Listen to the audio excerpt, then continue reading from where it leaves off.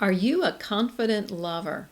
That's the question we're unpacking today. But first, thanks so much for joining me. Welcome. I'm Mary Whitman Ortiz. This is my YouTube channel where I love to help couples to create great sexual intimacy in their marriage. I am a Christian sex educator, relationship coach, author, and speaker.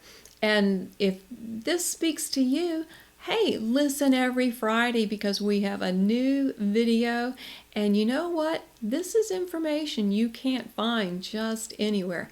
Talking about sex from a Christian point of view. It is so important today. And I realize that one of the reasons people struggle, especially Christians, they don't know what is healthy sexual intimacy. And I feel like there needs to be specific questions that you can answer. And then you can figure out, am I on the right track? Are there other things that I need to do? So this is the final question of our series. You can catch all the videos, but today's question is, do you feel confident and comfortable in your own skin and sexual expression? Quite the mouthful, I know. And you may be like, I'm not sure. So here's what you can compare it to, kind of the flip side.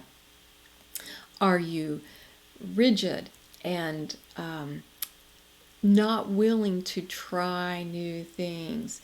Do you feel like you can't make requests in your sex life? Partly because you're not even sure what you want, but it's just not a place where those conversations are happening. Or maybe your spouse is making requests and it's really uncomfortable to accept them, to hear them, to process them. So that's your pendulum. I'd love for you to rate yourself 1 to 5, 5 being the most, the best, the highest, that yes, I am confident and comfortable expressing myself.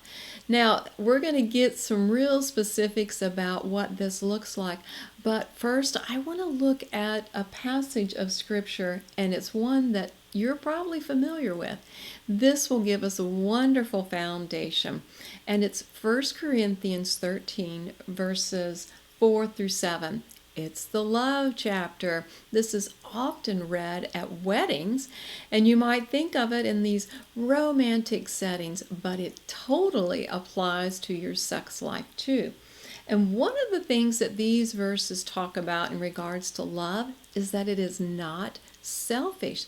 So when you can think about what your needs are and your spouse's needs are, that's a sign that you're not selfish. It's a sign that you are secure in your marriage. Security is the foundation for feeling free, for feeling confident, for feeling comfortable in your own skin. But security doesn't happen overnight. And I've given several really important questions, so make sure that you go back and catch those other videos to help you determine, how do I become secure? And one of the ways that security happens in a marriage is if you believe sexual intimacy in marriage is God's gift and it's timeless. There's a sense of timelessness. You get to have childlike wonder and playful ideas to explore in your marriage. You get to mature together and adapt as each one of you change. You know, your bodies will change, your emotions will change, and so sexual intimacy that you may have known in your 20s will not be the cookie cutter for your entire sex life. So this is a lifelong commitment and security, but that security brings freedom, and freedom is healthy. So I encourage you to take the steps that are needed so that you get to that place of healthy. And when you are diving in, how can we get from where we are now to where we want to be? Sometimes it helps to have an objective outside opinion. So I'd love to get on a quick call with you, just a 30 minutes. Can I give you those next steps that are going to help you get to that next level? That is the way that growth and health will happen. And that way you can be encouraged that 2023 will be a year for great sexual intimacy. So please check the links below. You can sign up for a call, and I just believe God has amazing blessings for you and your marriage this year.